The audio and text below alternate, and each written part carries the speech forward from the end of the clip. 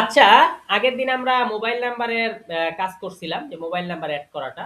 তো এখন আমরা আরেকটা আইডি বেছে নিয়েছি মোস্তফা জাবেদ যেটায় মোবাইল নাম্বার অ্যাড নাই। যেটায় মোবাইল নাম্বার অ্যাড নাই।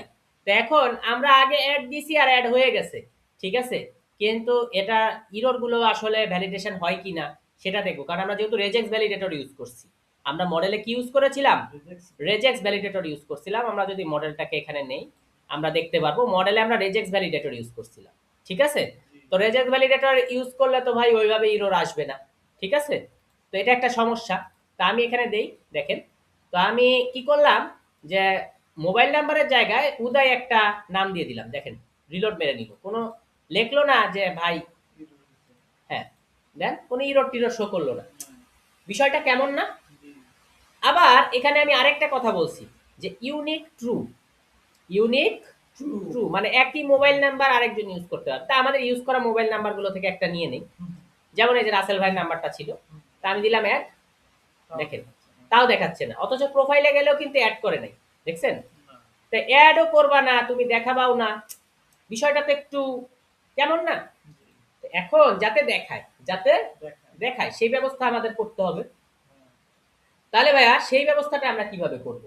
আমাদের ব্যাপারটা হচ্ছে কি যে এখন আমাদের আসলে ফরমই ভ্যালিড নাই। কারণ ফরমের আমাদের শর্ত ছিল কি, ইউনিক হতে হবে, এবং ইউনিক মানে কি একজনের নাম্বার আরেকজন ব্যবহার করতে পারবে না, ইউনিক। ঠিক আছে? হ্যাঁ। তো আবার কি ডিজিটটা সঠিক হতে হবে, মানে এই যে 01 থাকতে হবে, তারপরে যেভাবে বাংলাদেশি মোবাইল নাম্বার যেভাবে হয়।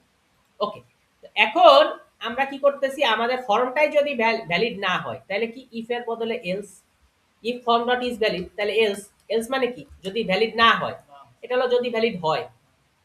এটা লেখার সাথে আমাকে একটা লাল কালি দিয়ে দিচ্ছে, কারণ হচ্ছে এখন আমার এলসে কিছু না কিছু তো লিখতে হবে।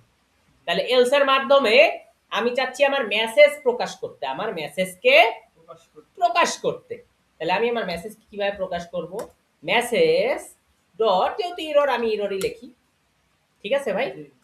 আচ্ছা, ইরর লিখলাম, রিকোয়েস্ট। তাহলে এবার আমার ইরর তো দুই রকম ইরর হতে পারে, এখন কোন ইরর সেটা তো আমি জানি না, কিন্তু জ্যাঙ্গো জানে, জ্যাঙ্গো জানে। তাহলে আমি জ্যাঙ্গোকেই বললাম যে বাবা তুমি দায়িত্ব নাও ফর্ম ডাটা ডট ইরর, ঠিক আছে? Sorry, form data dot error, তুমি বাবা দায়িত্ব নাও, ঠিক আছে? আচ্ছা, ওকে। এখন আমি বলতেছি রিটার্ন রিডাইরেক্ট, হ্যাঁ সেম পেজ। সেম পেজ মানে কি? সেম পেজ মানে আমি যদি টাইটেল লিখি তাহলে আর অ্যাড মোবাইল নাম্বার পুরোটা লেখা লাগতেছে না, আমি লিখলাম টাইটেল, মানে যেই পেজে আছে সেই পেজেই তুমি আসো। এই টাইটেলে আমি কার্সর নিলাম না, দেখতে পারবো যে এই যে অ্যাড মোবাইল নাম্বার, এটা লেখি নাই কিন্তু টাইটেল লিখছি, ভ্যারিয়েবল ভ্যালুটাই তো আসলে কম্পিউটার বুঝতে পারে। এখানে আসলাম, আমি রিফ্রেশ করলাম, করার পরে এখন দেখেন মোবাইল নাম্বার দিব, ইউজ হয় একটা মোবাইল নাম্বার দিলাম, mobile number with this mobile already exist, মানে যেহেতু ইউনিক এই মোবাইলটা অলরেডি তুমি কি করেছো, ইউজ করেছো। কোথায় ইউজ করেছো? এই যে এইখানে আমি ইউজ করে ফেলছি অলরেডি, ঠিক আছে?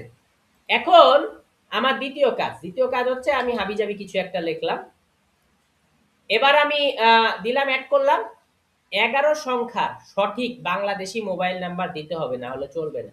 এটার আমি রিফ্রেশ করি, আবার দেই, এখানে যে 044944 অন্য একটা নাম্বার দিলাম, 11 সংখ্যা সঠিক বাংলাদেশি মোবাইল নাম্বার দিতে হবে, না হলে চলবে। এবার সঠিক ইউনিকটাও সঠিকটা এবার দেই, তাহলে সঠিকটা যদি দেই, আমার তো দুইটা সিমই নাই, ঠিক আছে, বাসার একজনের নাম্বার দিয়ে দিই,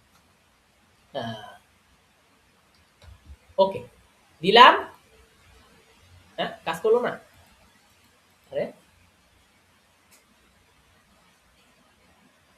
এখনো এই কথা বলতেছে, তার মানে এখানে 11টা সংখ্যা নাই, কোনো একটা মিস গেছে, 1 2 3 4 5 6 7 8 9 10, 10টা। ও আচ্ছা, ওকে এবার 11 হয়েছে, দিলাম, এই দেখেন নিয়ে নিস, মোবাইল নাম্বার অ্যাডেড, ঠিক আছে? তাহলে এই মোবাইল নাম্বারে কিভাবে ইরর শো করে, কিভাবে রেজেক্ট ভ্যালিডেটরের ইরর এবং ইউনিকের ইরর কিভাবে শো করে, ঠিক আছে, সেটা আমরা দেখলাম। ওকে, পরের ভিডিওতে দেখা হচ্ছে।